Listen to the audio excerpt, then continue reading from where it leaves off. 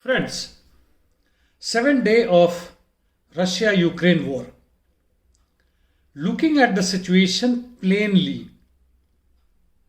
doesn't give us much difference what was last 2 to 3 days. But then have a peep inside, little deeper inside that regional situation as well as international. On one hand, while the Russian military is strengthening its position, stabilizing itself for a final onslaught, and on the other hand, the international situation is increasing its warmongering, war mania, and Russophobia as much as possible everywhere. Let us see few of the development that has taken place since yesterday. Kharkiv, yesterday Russian paratroopers had landed there, and today there seems to be full-fledged attack in Kharkiv. The Western media is shouting that there is massive destructions and all that. Naturally, it is war. But Kharkiv may fall in 2 days or so.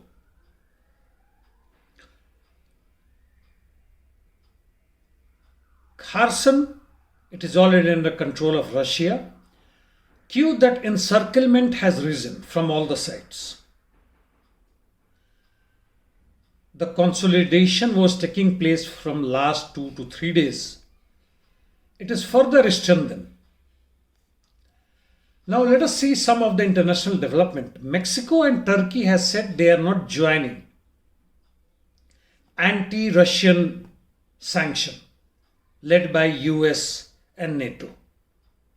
China, India remain as they were, so-called neutral position they are following, while Cuba has openly criticized US that it forced Russia into the war because they wanted NATO's eastward expansion. That was what Venezuelan president has also called up day before.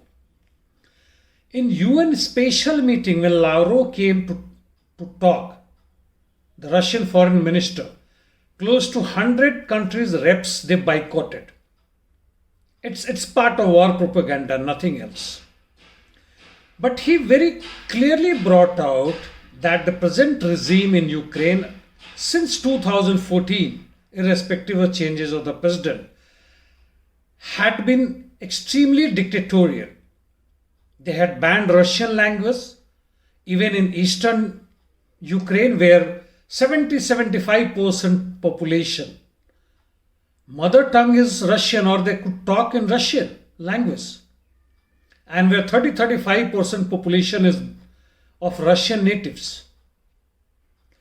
There is religious discrimination, human right violation, and more than 10,000 people have been killed by shelling. It's a war crime. As far as AGOC is concerned, it is blocked for Ukrainian ships by Russia. Back to a little bit international news. European Union supply, that includes even Switzerland, it is no more neutral as its history had been, has been enhanced quite a lot. Billions and billions worth.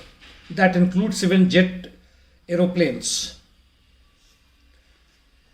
And the refugees from Donbass is continuing, more than 130,000 into the Russia. And by the way, those from Lviv, that is western region of Ukraine, there has been instruction that those youths who are fit for war are not allowed to leave Ukraine. This is force encryption. But it is also known, there is a video also floating all around, that you pay about $150 as bribe and you can cross and go into Poland and run away from Ukraine, run away from the war. Well, that is nothing great. but that is happening. As far as the militia of Lugansk and Donetsk People's Republic are concerned, they have marched forward close to 30 and 60 kilometers respectively. Their militia have even reached in other regions controlled by Ukraine, and Ukrainian military is falling backward.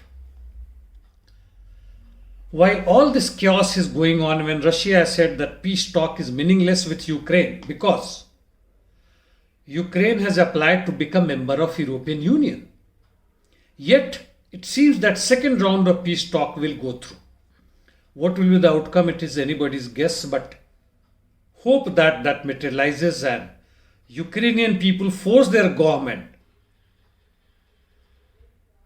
to follow what is good for the people of Ukraine and the Ukraine, and not what the madman Zelenskyy is leading to. He is not hero. He is the real evil of that place. And he is being propagated by Western media that he is the hero. No, he is not the hero.